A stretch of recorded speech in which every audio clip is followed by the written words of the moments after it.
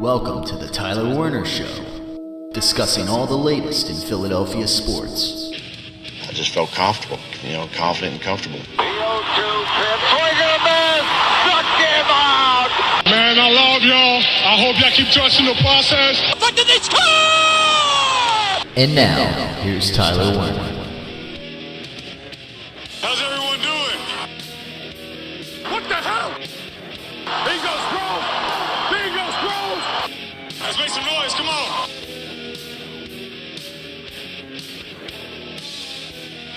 Welcome one, welcome all to this edition of the Tyler Werner Show in the midst of Christmas week, week 16 in the NFL, and the Philadelphia Eagles have life.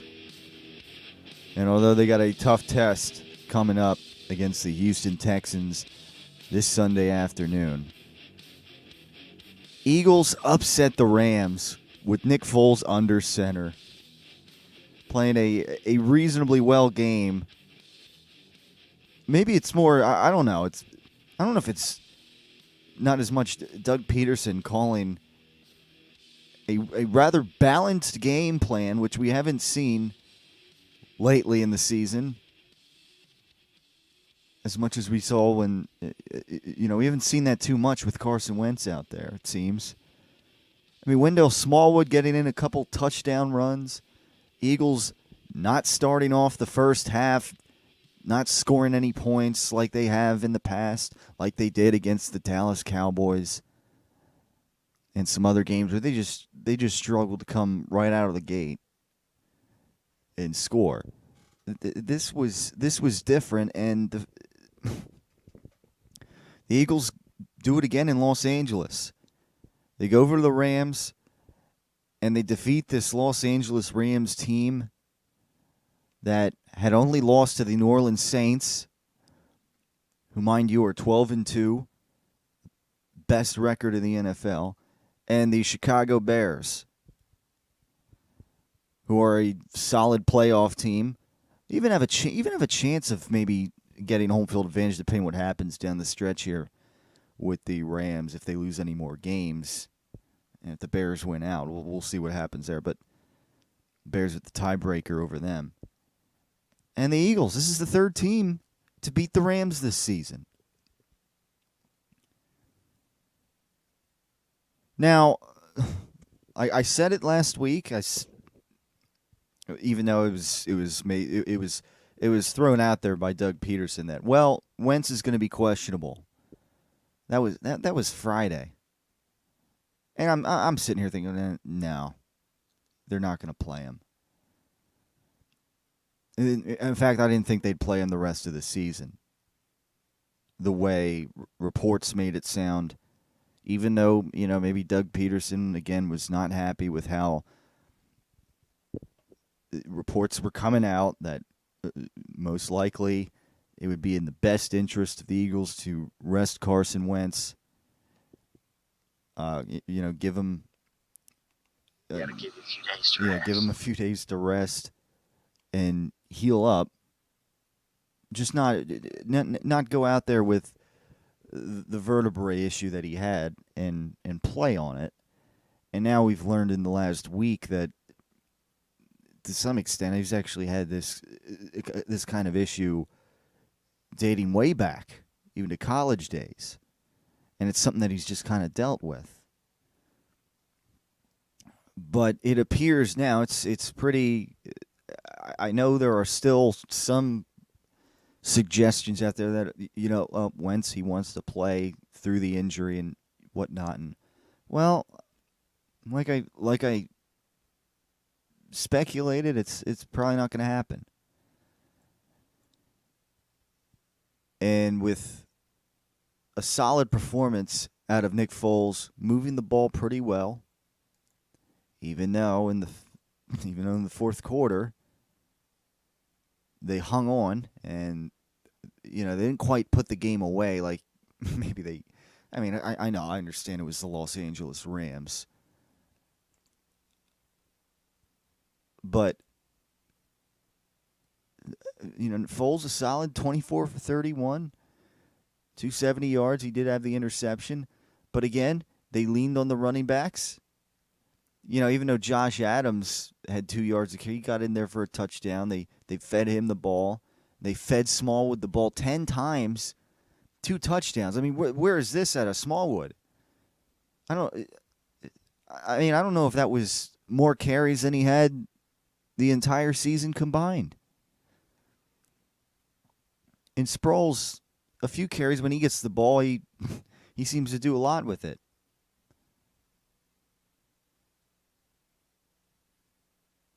So nice to see a couple nice plays out of him. And Alshon Jeffrey was really a focal point in the passing game with Nick Foles. That's something we haven't seen as much with Carson Wentz out there. I know, like it's different sometimes because I know Zach Ertz, who only got three receptions for 22 yards from Foles. Usually with Wentz, he's been the main target. And it was more Alshon Jeffrey. 8 receptions for 160 yards. So this was a little different.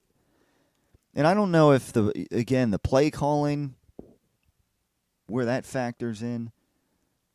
But I look at this, and this was a solid, just about 50-50 split here between running plays called and passing plays called. A nice balanced game plan. And a lot of that may have to do, of course, with getting out to a decently. I mean, not a great lead, but remaining tied with the Rams after the first half, not being in an uphill battle against a team that's really running the ball real well. Gurley got a couple touchdowns, of course, but he got banged up a little bit. Meanwhile, Goff throwing the ball 53 times in this game. Yeah, he got his yards. Didn't get touchdowns. But in the third quarter, once the Eagles put up a 17 spot, and at that point had a rather comfortable lead to work with heading into the fourth quarter, the Eagles get to kind of work the clock a little bit, run the ball, and that was crucial. Well, the defense did some important things and held on in the fourth quarter to the lead. Again, I didn't expect it. I know a lot of people didn't expect it. And I know some people are jumping the gun that, maybe because now Carson Wentz is in this position where, does the organization sign his long-term deal now, or do they wait another year where the market price, the going rate for a franchise quarterback probably goes up a little bit, and then, they'd have to pay him more, eat into the salary cap a little more. It's one of those things. And I mean, I said it before. He's the franchise quarterback, and there's no two ways around it. And that's basically how Doug Peterson continues to assert things. Like Carson Wentz, if healthy to play, is our quarterback. Even though Nick Foles again showed that he's a pretty good temp. And there's some people out there that, they look at this game and it's easy to look and see and think that, Nick Foles, yeah. Would Carson Wentz have won that game? And they look at this whole thing like, I'll trade Carson Wentz. And that's extreme. And they forget the fact that last season, Carson Wentz basically got this team to 11-2.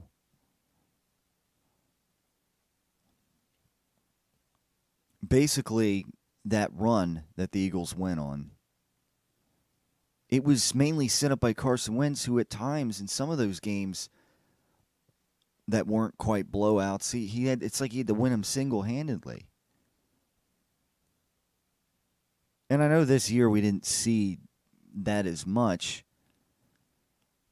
for a variety of reasons, perhaps, but the team wasn't clicking on all cylinders this year at spots. We've been talking about it all year.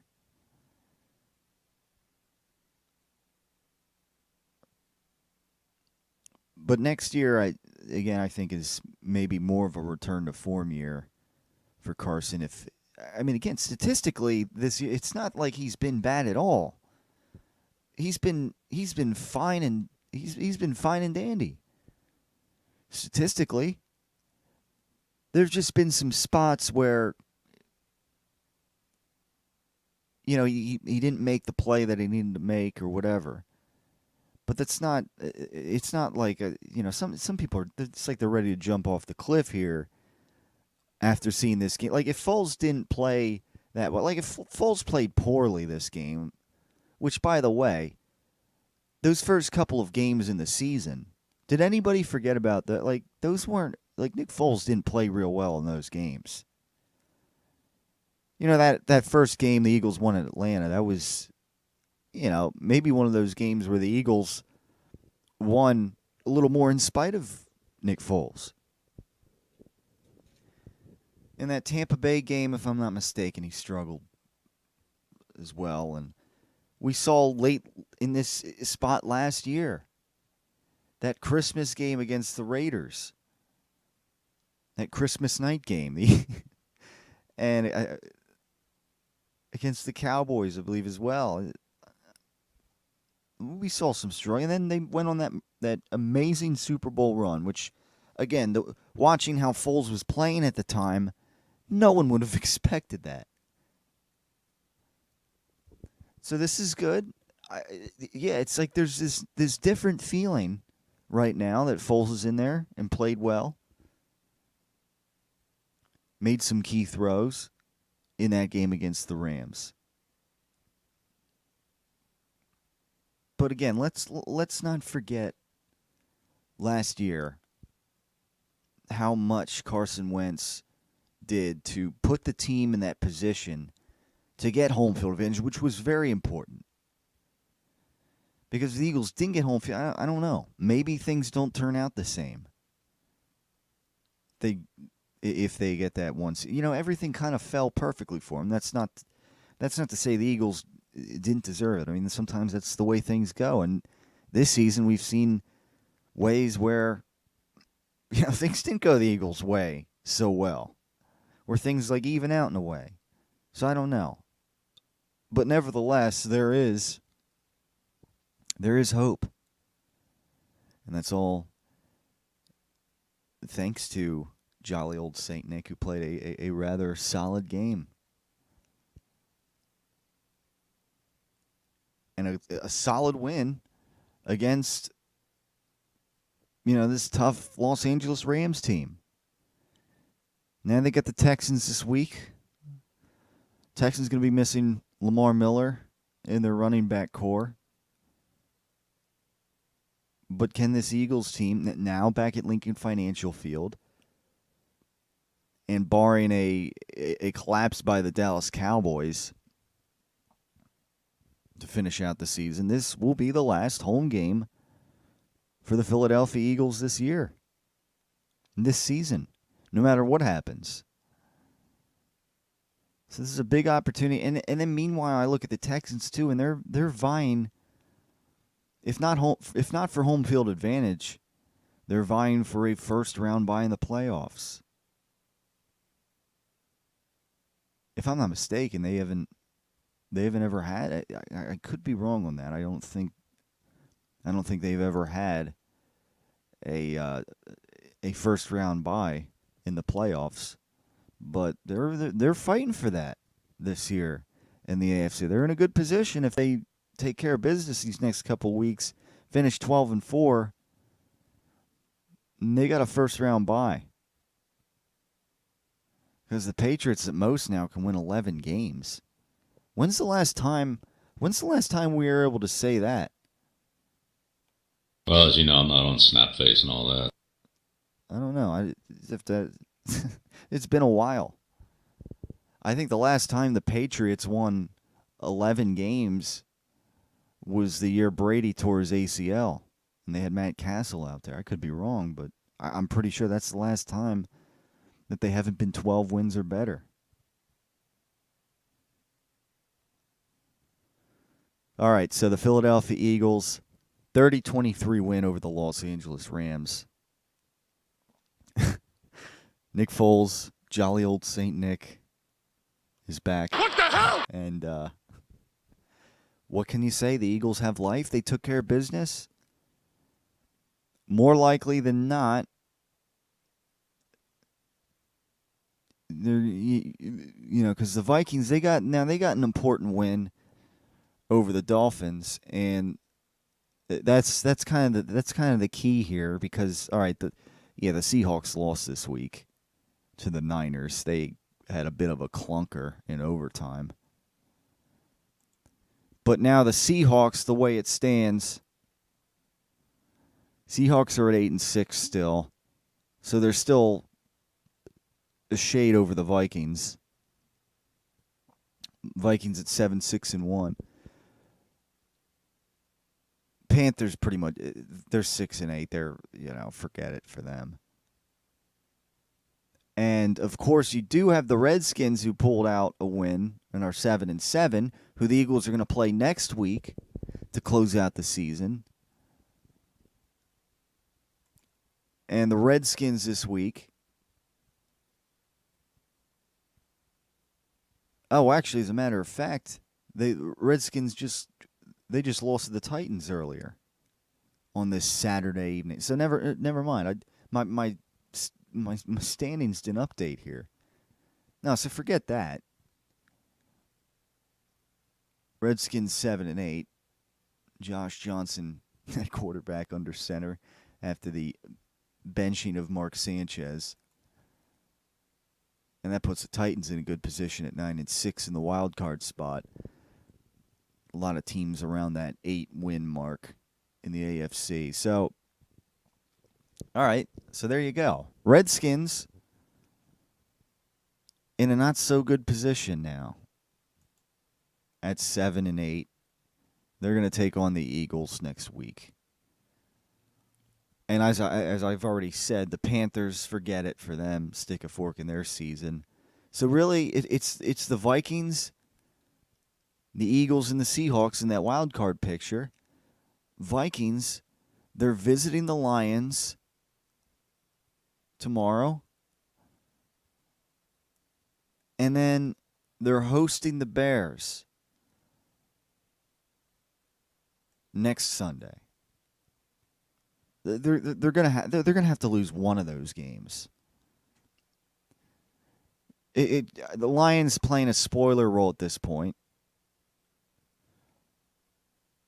In the Lions building, Lions did lose that previous game, so I don't know. Could maybe a revenge situation. The Lions want to play spoiler, and then the following week, Vikings hosting the Bears. Bears again might be vying for home field advantage. They have some, they have things to play for. Certainly now that the Rams are 11-3, only one win ahead of the Bears, and the Bears do have a tiebreaker over the Rams. So things are in an interesting spot right now for the Philadelphia Eagles. The Eagles take care of business this week. They're really in a good spot because then they got the Redskins to close out the season who are out of it. So that's what we got on the Tyler Werner Show today. Flyers a loss earlier. Again, Dave Haxtell, of course, the big news earlier in the week. Fired. Hit him up! Move him out! As if the Flyers in the last month or so or less haven't been cleaning house enough already. Now it's Dave Hackstall. Gone, clipped. And the Sixers are in a battle tonight, hosting the Toronto Raptors at the Wells Fargo Center. After a couple of, in the last week or so, a couple losses to, the Spurs and the Pacers. Nevertheless, bouncing back Wednesday night and defeating the New York Knicks 131-109, albeit a not so good Knicks team. In some tough competition in the East are the Sixers right now. Some teams right there with the Bucks looking solid this year. The Pacers right there with them. And now the Sixers, of course, tonight got to battle the Kings in the East again in the Toronto Raptors at the Wells Fargo Center. We're discussing all that and more right here on the Tyler Werner Show. Of course, later on, we'll take a look around the NFL as we always do. Top 5 thoughts around the NFL. And, of course, we just continue to break down the Eagles' season, the NFL season. As we're almost at playoff time here. Stay tuned for more after this. Investigators are calling it the heist of the century. The grand robbery of Brady and Belichick's slow-cooked Italian meatballs, committed by some apparently hungry NFL officials who love their balls. When I came in Monday morning, I was shocked to learn of the news reports about the balls and the process that happened between when they were prepared and went to the officials and went to the game. As shocked as Belichick was of the news, perhaps Brady, the last man out of the kitchen on that Sunday night, was even more shocked to hear of the news of the theft. I have a process that I go through.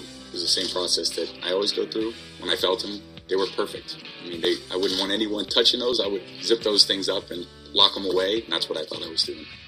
As Brady and Belichick up the ante on their ball security, you'll just have to pick up a pack of their meatballs the next time you hit the grocery store and enjoy just how perfect these balls really are. Tom's personal preferences on his ball security are something that he can talk about in much better detail than I could possibly provide. Hi there, I'm Hank Hill. Well, I'd like to tell you what Strickland can do to meet your energy needs. You see, at Strickland, the customer comes first. It's kind of interesting. The word customer begins with C-U. Well, we don't see you as just another sale, but as a member of our team. I thought you might enjoy 7.5 gallons of pure premium propane. Strickland Propane, the customer comes first.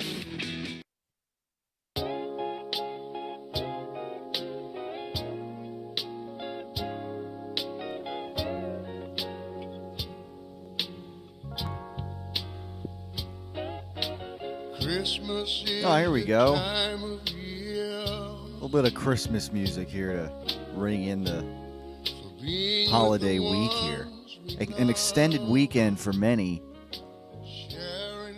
I know yesterday a lot of traveling going on and busy, crazy traffic with Christmas Eve on a Monday and Christmas Day on Tuesday this year. And we got a lot of football on Sunday, of course, with the Philadelphia Eagles to, kind of in the middle of this Christmas weekend. And the Philadelphia Eagles, New Orleans, Nick Foles, Houston Texans. Can Foles kind of help deliver another Christmas miracle this year with the Philadelphia Eagles perhaps making the playoffs? As I was just saying before the break, kind of the landscape here, the way things look now for the Philadelphia Eagles. I mean, again, you have the Vikings.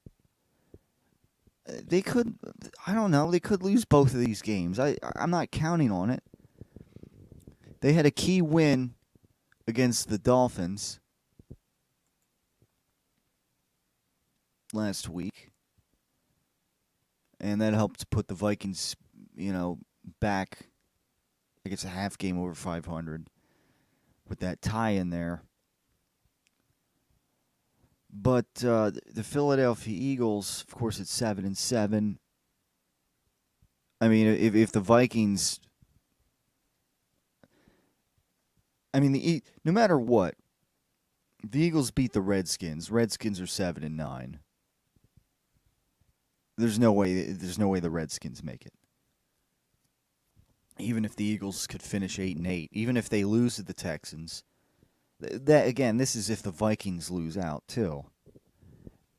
And this is if the Panthers don't rattle off 2 wins here. But they got to host the Falcons. They could actually finally win a game again. I know that sounds kind of harsh, but that's just by the virtue of the Falcons not being very good this year. Yeah, I mean, this is 6 straight losses here for the Panthers, this collapse. And then, of course, right back at it against the Saints in New Orleans.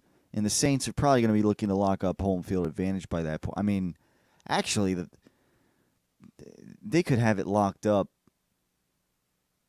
I mean, with a win this weekend, they lock up home field advantage with 13 wins because they already have the tiebreaker over the Rams. So that might be different. I don't know. That might put things in a slightly different retrospective there. But I don't know. Who knows? But Packers were knocked out. I was saying last, and they can't. By the way, they haven't won a road game all year. I mean, that's pathetic. That team couldn't go on the road and win a game all year. I was thinking, well, if the Packers could sneak, but the Bears took that idea I had and ripped it, threw it out the window, whatever you want to call it, and put that to rest. So it's kind of down to where I thought it was going to, well, where I guess most of us were thinking it was going to be, with the Vikings at 7-6-1 and the Eagles right there at 7-7. So the Eagles, again, they're going to need. I mean, they finished 9-7. I think the Vikings will lose one of these 2 games. But that's if the Eagles can. That's if the Eagles can pull off another big one here against the Houston Texans.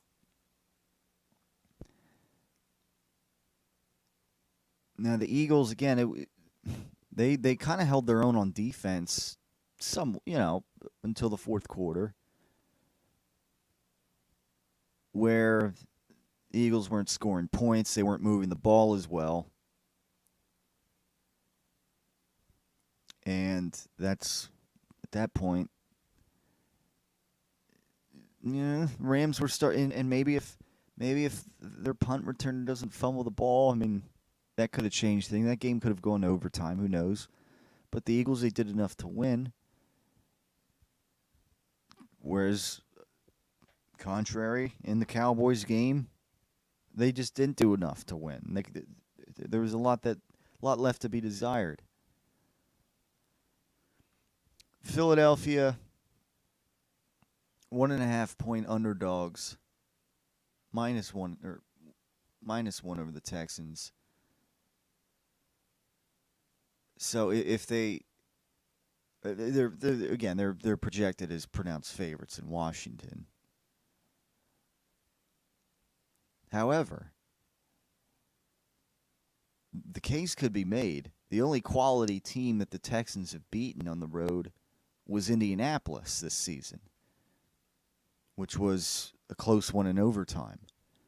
So I don't know if maybe this is a case where, well, Eagles bring it back home, their last home game of the season. Texans on the road here a little bit. Maybe could that be a factor? I don't know. the Eagles come out in this game like they came out against the Redskins that one week, and that's again the Texans are obviously a better team than the Redskins, but they come out and make plays on defense, and they ride Foles. They ride this running game that was solid last. I mean, Wendell Smallwood again getting some production out of him in the midst of missing Clement and obviously Ajayi all this time this season. And then you got Sproles in there, some carries for some high production. That might be the go-to formula for this team this game. Solid defensive play early in that first half, kind of keep the Eagles in a good spot. That's kind of what needs to be done. And if they do that, they might be in the driver's seat for this game. And if they protect the football well, move the football well, like they were against the Rams, it could be done. That's the formula. Now, if they fall behind early and the defense struggles and they can't run the ball as much, they got to rely on Foles more to go down the field and make plays for the team. And I don't know. That might be different. Because see that's like that's one of the things too. In the playoff wins last year, now the Super Bowl, what can you say? There was like no defense in that game, and it was just back and forth scoring. And Foles had an incredible performance in that, just like he did against the Vikings in the second half against the Falcons. But definitely a big factor. The defense playing rather well overall in those first two playoff games for the Eagles last year. It kind of helped. It helps the offense be able to open up its playbook. And it's ironic because, with as many things as you could probably do with Carson Wentz, just how, I don't know what it is, the play's called. It was different with Foles.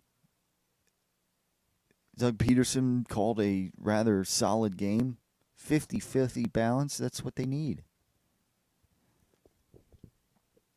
And it really put the Eagles in a comfortable position. I just felt comfortable, confident and comfortable. That's what they need. Kind of that formula against this Texans team. And then hopefully, again, if they can use that running attack more effectively like they did fairly well. Again, Josh Adams, he was averaging 2 yards a carry on his 15 carries, but they were eating up clock, and it was enough to escape with a win over the Los Angeles Rams. So as I mentioned earlier, that's it's nice, I guess, at this point in the season to not have the Eagles out of the play, because there were a few times, few points in this season where we looked at, it was easy to look at and see, they're done. It's like there's too many teams ahead of them, and things were sort of helped by a Carolina Panthers collapse, and maybe the Vikings not running away with anything in the wild card picture. And some other teams kind of falling apart, like the Redskins and the Packers. And, things were helped by that a little bit. But it's good that the Eagles, they've hung around there in here, and they're fighting for a playoff spot. I don't know if that's more we can say about the Flyers. It's again, I'm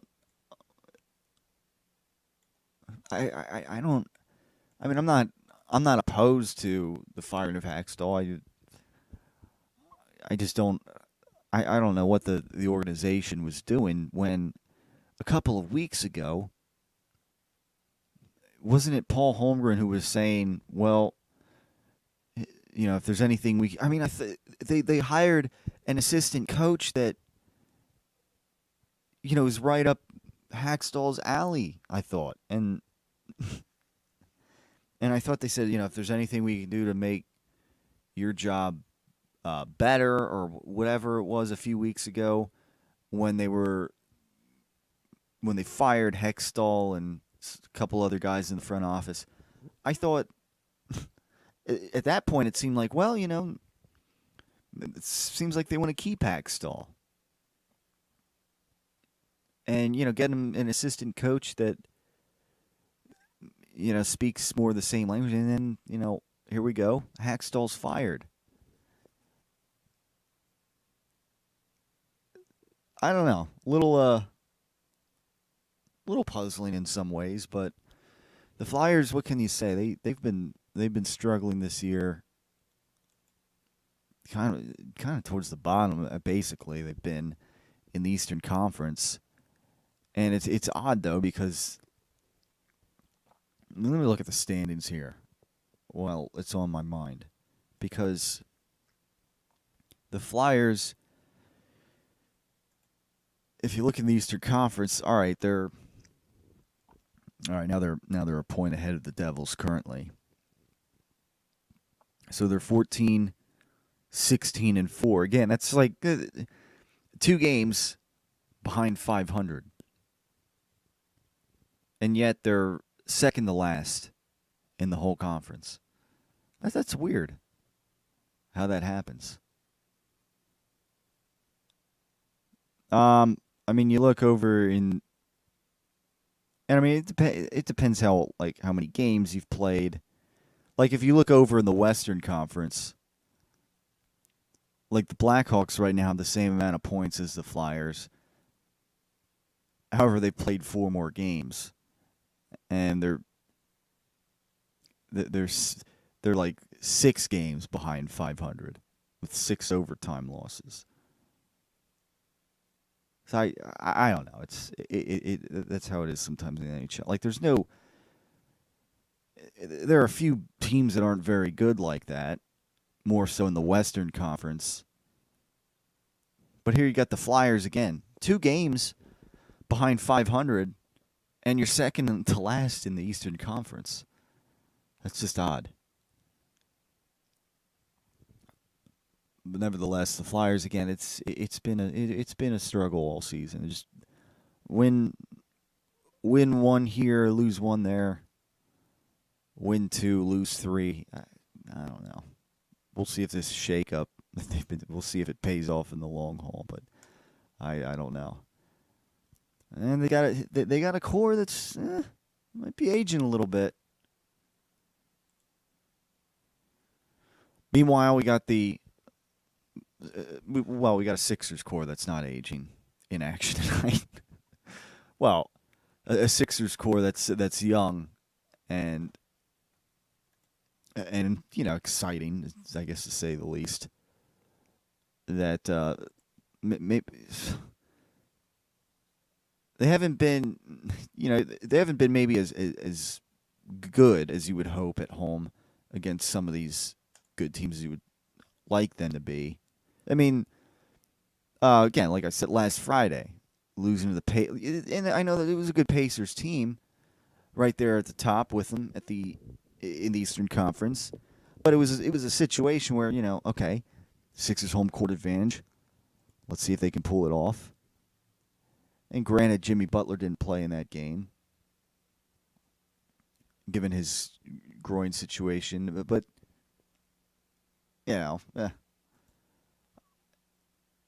And then there was another instance. They dropped one at home that week against the Nets. And that's not a good team. So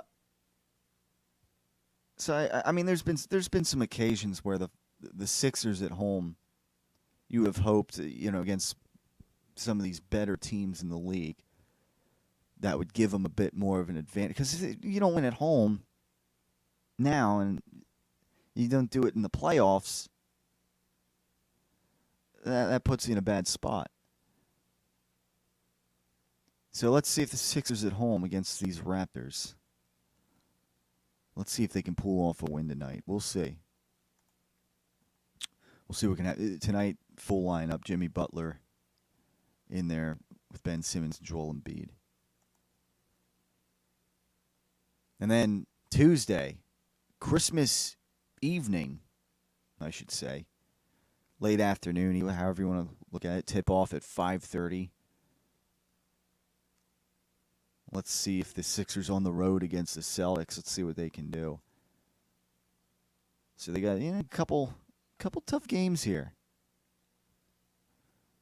against the better teams in the Eastern Conference. All right, let's take another break here. One more break, and then we'll come back. Top 5 thoughts around the NFL from this past Sunday and Monday in what was a big games in Week 15. Stay tuned for more. We'll be right back after this. Oh God, ease our suffering in this our moment of great despair. Are you and your family in a time of suffering? Or maybe you're suffering alone?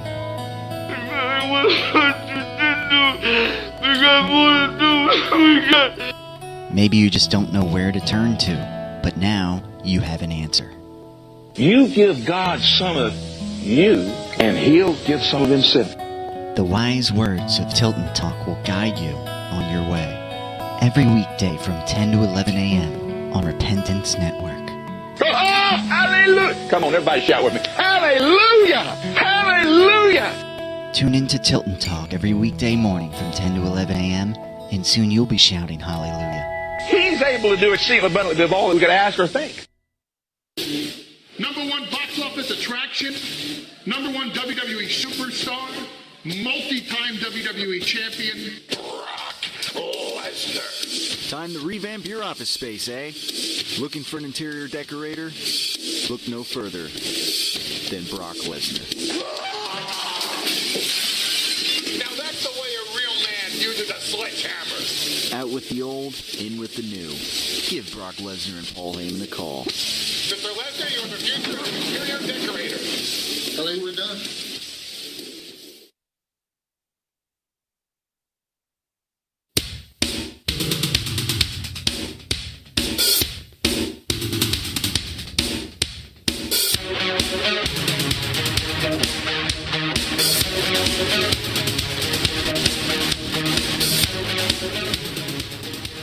All right, it is the Tyler Werner Show as we head into the weekend, extended Christmas weekend, I guess, here.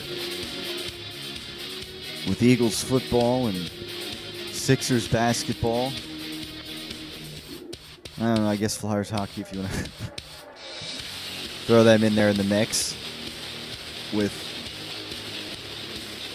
new interim head coach Scott Gordon, I guess, for the time being.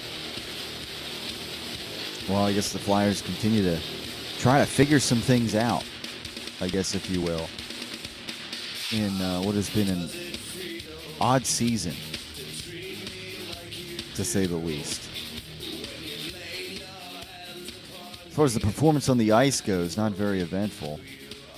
But I digress. All right, that means it's time. Top 5 thoughts around the NFL. In Week 15 it was, with some, again, coming down the wire here, some big games that could really decide a lot in the playoff picture this year in the NFC and the AFC. So let's take a look.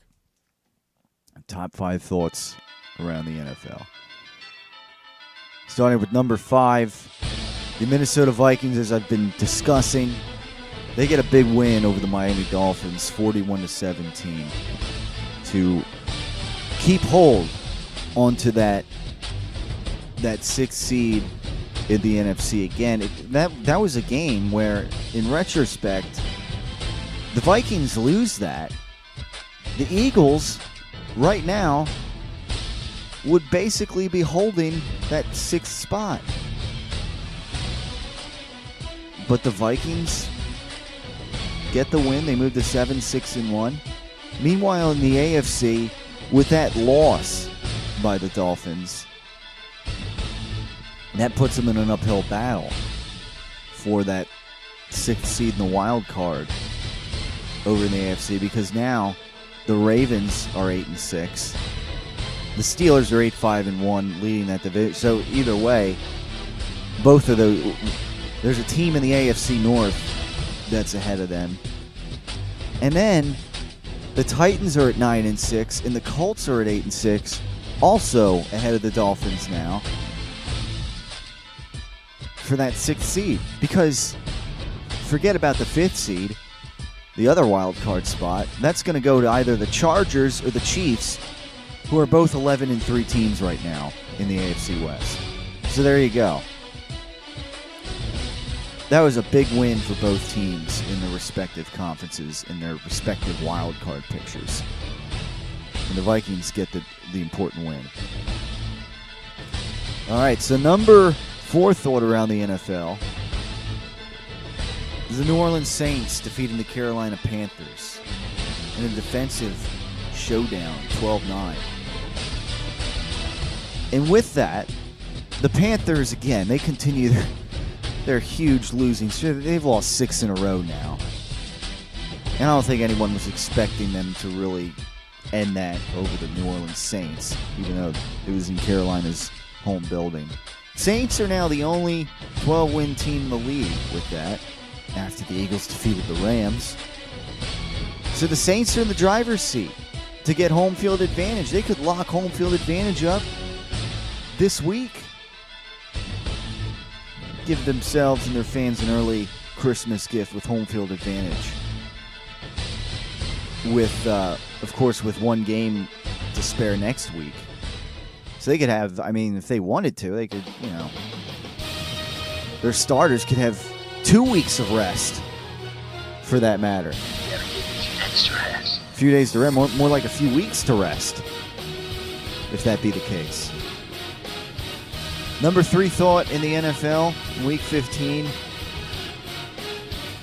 was the Chicago Bears defeating the Green Bay Packers 24-17 to put that to rest, as far as the Packers perhaps pulling off a wild card miracle, which I threw out there as a possibility, but it didn't happen because the Bears took care of business in this.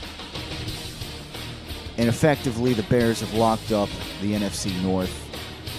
It's probably been off the top of my head, probably since 2010, since the Bears won that division. I could be wrong on that, but I know the Packers have kind of been owning that division for the most part, in conjunction with the Vikings mixing in a couple division wins in the last year. But yeah, it's probably been since the 2010 season, that year where the Eagles were the 3 seed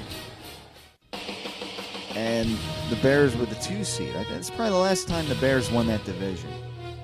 And so now the Bears are 10-4. And again, depending how the Rams finish, depending on how the Bears finish, if the Bears win out, Rams lose one more game, Bears have a tiebreaker over the Rams for the 2nd seed. So the Bears have very much to play for yet, even though they locked up the NFC North. And as a matter, actually, they would have had that. If I'm not mistaken, I guess there was a chance that the Bears could have somehow not locked up the NFC North. But, the Vikings would have went out and would have finished 9-6-1. And the Bears would have finished 9-7, but that's out the window now because the Bears defeated the Packers 24-17. All right, number 2 thought around the NFL this past week. The Indianapolis Colts shut out the Dallas Cowboys 23-0. And end that 5-game winning streak that they had. Colts with a big win here. Colts are now 8-6 in the wild card race, as I've been discussing. They're hanging in there. It's a bit of an uphill battle for them because the Titans are 9-6 already. They're ahead of the game. The Ravens are already 8-6 right now as well. Outside chance with the Dolphins now at 7-7. They hurt their chances after that loss against the Vikings. So, and in fact, all right, so the Colts, they host the Giants Sunday, and you would think Colts should get the job done at home. But then the following week, this could decide it all. The Tennessee Titans host the Indianapolis Colts. So right there, a big division game that could decide the final wild card spot in the AFC. Oh, man! So there you go. That huge win for the Colts, just to kind of put that in perspective. And the Cowboys, I guess, they're still 8-6, still probably should win this division, but there you go. Number one thought around the NFL, it was the Pittsburgh Steelers. They got a much-needed win after defeating the New England Patriots 17-10, minimizing Tom Brady, minimizing his offensive core. Hasn't been too great. To me, those balls are perfect. Hasn't been too perfect as of late in the season. But the Steelers, again, because they were losing some games, and the Steelers in Pittsburgh get a much-needed win at Heinz Field to move to 8-5-1. So they're a half-game sliver over the Ravens, and in that AFC North division. And again, this is good for them because they were losing some games. Meanwhile, the Patriots are 9-5, barring a collapse from the Texans. Probably, and I don't know. It depends what the Texans do from here on. I forget if the Patriots have a tiebreaker over the Texans. Okay, yeah, the Patriots do have a tiebreaker over the Texans. So the Patriots, they got to win out here, which they should be able to. They host the Bills, and then they host the Jets. So the Patriots should finish 11-5 here to close out the month of December like they normally would. And as long as they do that, they move to 11-5. So, again, things get interesting because the Texans, they got the Eagles this week. And then they host the Jaguars the last week. So, we'll see what happens. The Texans win out. They get home. They get a first-round bye. I shouldn't say home field advantage. Home field advantage, why either go to the Chargers or the Chiefs. Chargers at 11-3. They host the Ravens tonight. And that's a big game for both teams. And then they visit the Broncos to close out the season. And then the Chiefs, they visit the Seahawks tomorrow. Seahawks coming off a loss. And then they host the Raiders the final week. So I don't know. I mean, both teams might lose a game. Because division games are tough. And typically, even though the Broncos don't have much to play for, I don't know. The Chargers have a clunker on the road the last game of the season. Or do the Ravens upset them tonight? We'll see.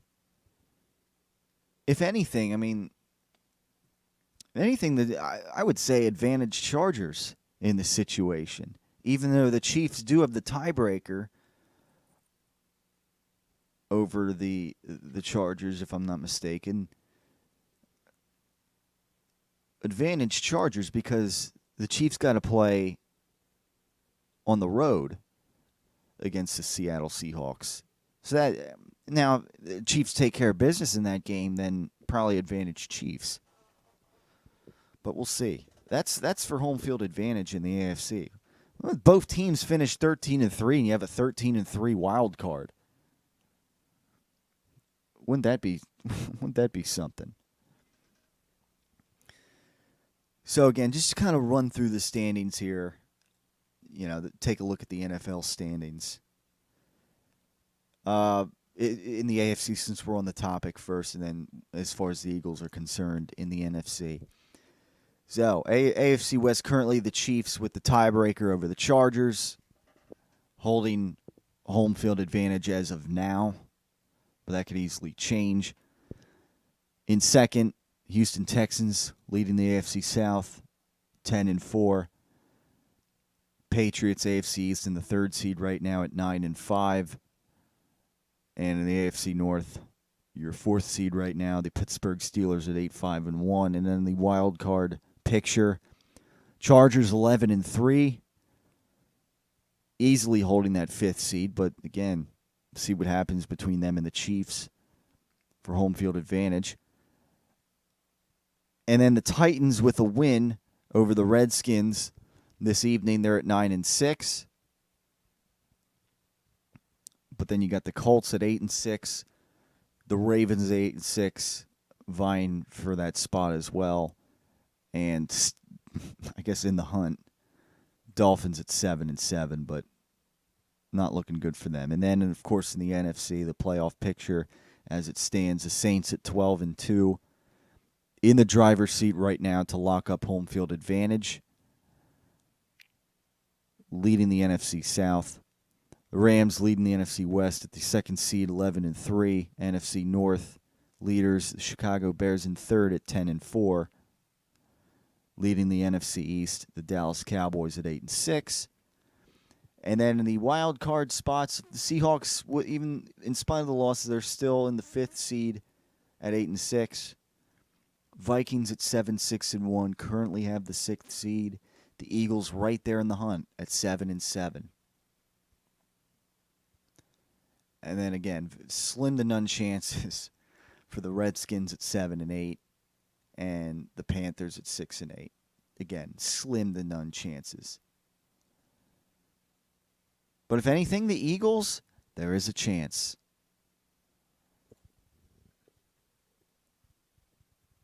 And with Nick Foles under center, jolly old St. Nick. How's everyone doing? Will they pull off an upset? Another upset against the Houston Texans? I mean, I think the line opened at a pick'em, actually. So,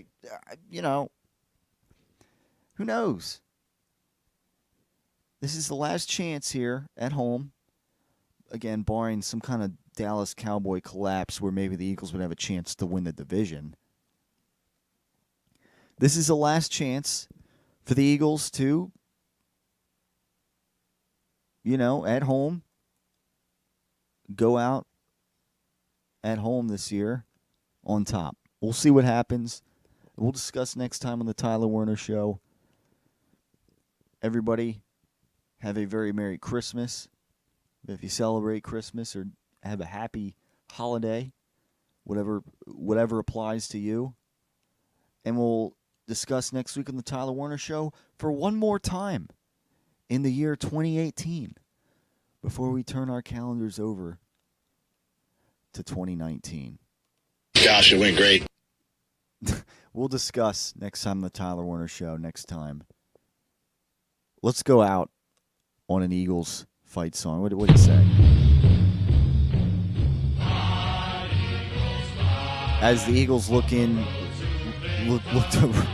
ring in this Christmas with another upset win. Can Nick Foles do it? Can Nick Foles score touchdown 1, 2, 3? Can they hit him low? Can they hit him high? Can they fly and defeat the Houston Texans? I hope so. It should be a good game. We'll talk to you next time on the Tyler Werner Show.